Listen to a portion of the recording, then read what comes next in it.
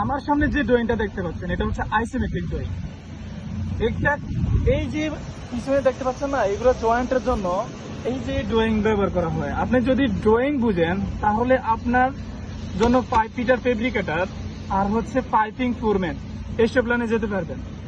আর যদি আপনি কোনো রকম ইন্টারভিউতে টিকে যান তাহলে কাজের সাইডে গেলে একটা টিম থাকে, ওই টিমে আপনার সহযোগিতা করলে আপনি সবকিছু কয়েকদিনের মধ্যেই সবকিছু বুঝে যাবেন। আর সবচেয়ে বেশি গুরুত্বপূর্ণ জিনিস হচ্ছে যে আপনার পাইপিং লাইনে যা যা লাগে, যেমন ধরেন গেট বাল্বের নামগুলা, প্লাঞ্জের নামগুলা, তারপরে হচ্ছে এই কয়েকটা সূত্র আছে, ওই সূত্রগুলা আপনার রুলিং এর ক্ষেত্রে সবচেয়ে বেশি sine theta, cos theta, tan theta এইসবের মান লাগে। আপনি যদি রুলিং খান লেবারলি, আপনি আপাতত নর্মাল শিখেন। ওই নর্মালগুলোর মধ্যে দেখেন যে প্রথমে দেখেন লাইন নাম্বারই লেখা প্রথম যেখানে থাকে লাইন নাম্বারটার মধ্যে থাকে যেটা কত ইঞ্চি পাইপ। আপনি সবচেয়ে প্রথম প্রশ্ন করে যে এটা কয় ইঞ্চি পাইপ, এখানে 16 ইঞ্চি পাইপ লেখা লাগবে। এরপর হচ্ছে ড্রয়িং নাম্বার।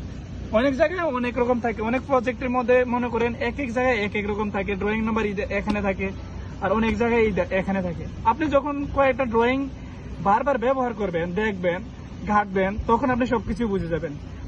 এখানে লাইন নাম্বার গেল, ড্রয়িং নাম্বার গেল। এবার দেখবেন যে এখানে যেই এই যে আমার এই সামনে যেটা দেখতে পাচ্ছেন এটা যে পাইপের লাইনগুলা, এই যে লাইনে দেখেন যে এটা সব জয়েন্ট, পিল জয়েন্ট কোনগুলা, এটা হচ্ছে সবচেয়ে বেশি মানুষ সব জয়েন্টের পিল জয়েন্ট একসাথে করে ফেলে।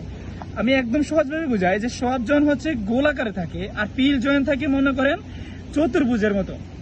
আর এই যে পিল জয়েন্টের কাজটাই হচ্ছে আপনার এই যে পিল জয়েন্টের যত আইটেম আছে এখানে হচ্ছে ফেব্রিকেশন ম্যাটেরিয়ালস। এই যে এই পিল জয়েন্ট গুলা, যেমন ধরেন এটা কি, এখানে কি মান লাগবে, এখানে দেখেন 3 নম্বরে লেখা আছে। এই যে পয়েন্ট নম্বরে যাবেন, তিনে গিয়ে দেখবেন এখানে আছে যে ওয়ার্ল্ডোলেট, আর এটা হচ্ছে আইটেম কোড। এটা কয় ইঞ্চি গেছে, ওয়ার্ল্ডোলেটের পরে 1 ইঞ্চি একটা পাইপ গেছে।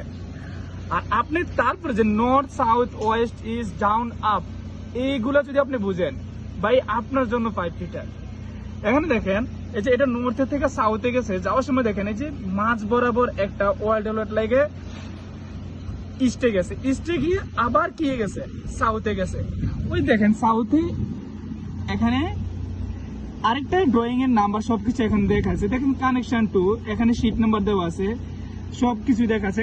একদিনে সবকিছু বোঝানো সম্ভব না, তবে এখানে যা যা আছে আমি যা যা বলছি একটু মাথায় রাখবেন। আপনি প্রথমে পাইপ ফিটারের যত সামান আছে, পাইপ ফিটারের কাজের জন্য কি কি লাগে আর কি কি জানা লাগে, প্রথমে এগুলো একটু ঘাটাঘাটি করবেন। তারপরে north, south, West, east, down, up এগুলো একটু ওয়ার ভাঙানোর চেষ্টা করবেন। যদি ওয়ার ভাঙানো পাইপ ফিটারের কাজ না, এখন বর্তমানে কঠিন করে ফেলতেছে। এখন পাইপ ফিটারের ড্রয়িং মনে করেন ইন্টারভিউতে ওয়ার ভাঙা, আর হচ্ছে ফোরম্যানে ওয়ার ভাঙা সবসময় রুলিং জানতে হবে মনে করেন ফোরম্যানে।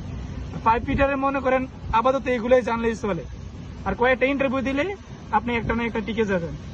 আশা করি কিছু হলে বুঝেছেন।